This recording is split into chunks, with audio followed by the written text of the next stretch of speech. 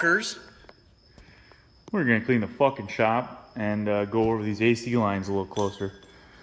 But before I start killing myself on random pieces of sharp metal, I'm gonna clean this fucking thing up. Get everything all organized, I'm hoping. Let's hope this looks cool. Hey, it's been fucking a month since that last clip.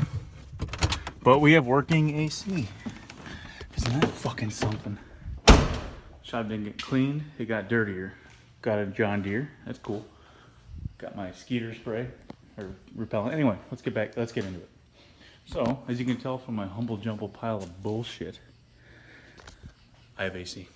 I'm gonna go over everything, how I routed everything, what I used, and the just a little bullshit that I had to learn it myself because no one else told me. So, here we go. So, truck.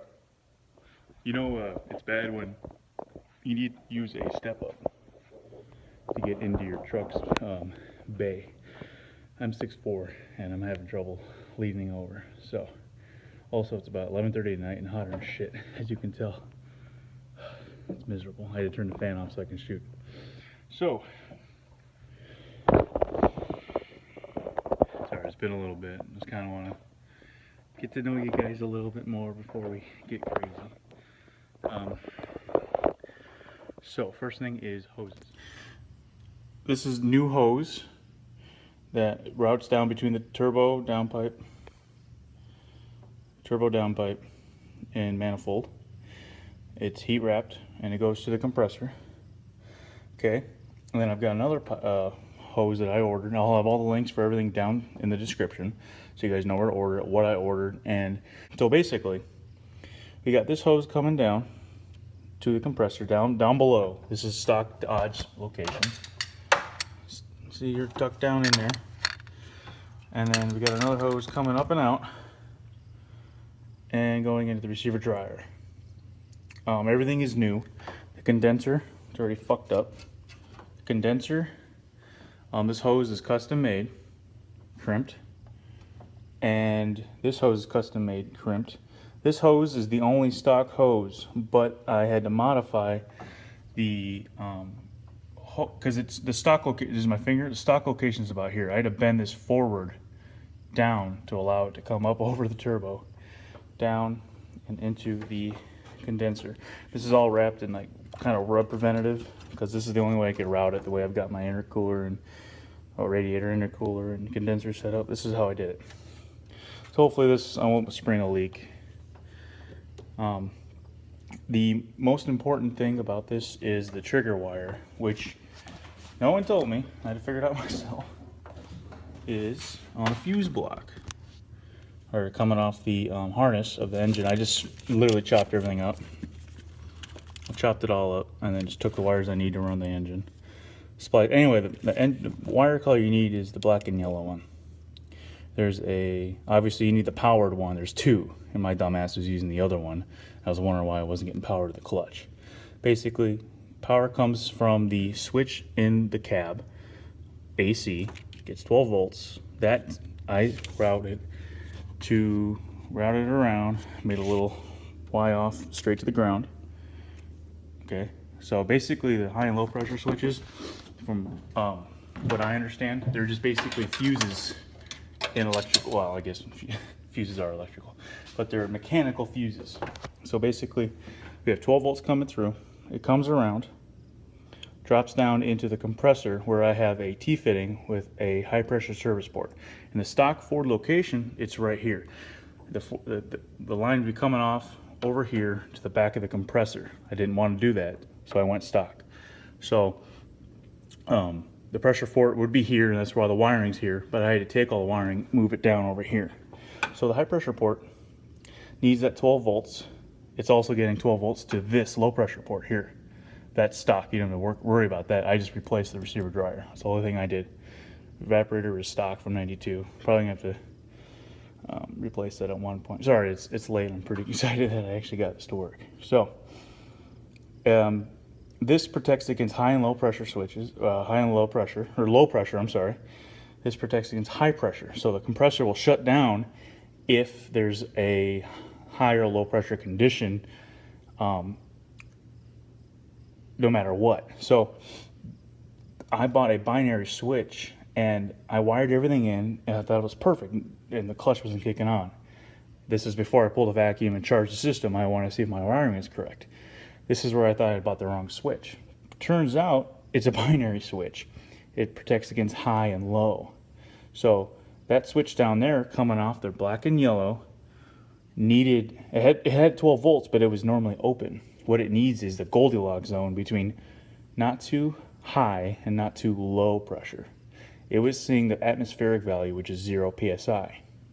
Problem with that is it reads it as a low pressure condition, opens the circuit, and so the clutch will not engage on the compressor.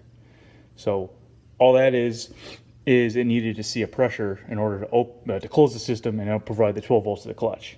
So that's the one thing, the stumbling block that was fucking with me, is that I didn't understand that it needed to see some sort of pressure in the center of high and low in order for it to work correctly. So now that I know, now you know. Let's see. Yeah, really, it's really not that bad, dude. It just seems pretty daunting. But once you kind of figure everything out, it's not bad. What can I go over that I'm forgetting? Because I know I'm forgetting some shit. Okay, the compressor, stock location. Let me go underneath the truck. Sweating so bad. You losers are gonna be able to see any of this. This is the compressor, obviously. With the fittings that I had put in. Big thing with this is I had to swap the compressor. Dude, you can't see that very well. Basically, I swapped the fittings to a different head, meaning the rear of the compressor. This is horrible lighting. I'm trying to be informative and this is miserable.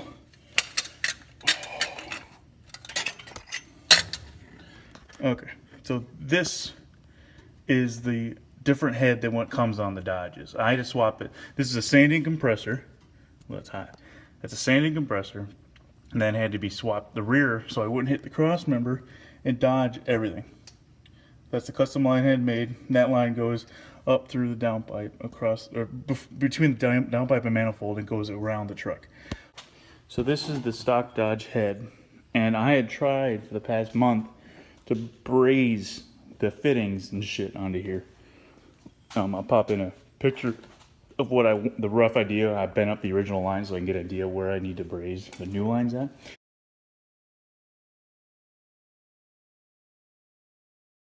Didn't work. It's retarded. Do it the right way. Do it how I did it, and it won't leak. I pulled 30 pounds of vacuum, 30 pounds of mercury, or 30 inches of mercury rather, for 3 hours, no problem. Did it overnight, no problem. And it blows ice cold air. The weird thing I don't understand is the stock Ford system takes 32 inches or 32 ounces of Freon, R134A. I only use 2 cans. I only got the other one, but I bought 3. I only used 2, and the pressure readings were giving me the amount that I wanted per the ambient atmospheric temperature. It's a lot of information. I'm just trying to stumble over it. It's easier in my head than trying to explain to you guys. I used PAG 46 and it's working okay so far. Like I said, this truck's only had AC for about an hour now, so we'll see how it works. PAG 46 is kind of like the older stuff from what I understand, and so it'll work fine for our older vintage trucks, meaning the Dodge and Ford. Really, that's about it. Also, I want to show off my Hee-Haw T. So I might have some RTV in my system because it's, like I said, 12 o'clock at night and I wanted to get this done and I'm stupid. So I found some fittings laying around and some silicone because this was busted up. This T here was busted. It was open to the air, so I had to seal it off. So I sealed it with some good old screw, threaded in, and then sealed with RTV around it. So don't do that. Please don't do that. But hey, I'm showing you what I did, and it worked okay for now. Talk to me in about 2 weeks. Okay, I think that's it. Yeah. So I thought I'd close out the truck, the video in the truck. I don't have a gauge meat thermometer. I can't tell you, what is that button? I can't tell you exactly how cold it is, but I can tell you it feels damn nice. Feel it? You guys feel it? It's fucking nice. Fuck you guys, I love you. Subscribe. More of this shit. I'll do another video closer to depth if you want me to. There's a lot of information to take in, but it's cool. I can sit here in my air-conditioned truck and talk to you all about it. I love you. Bye.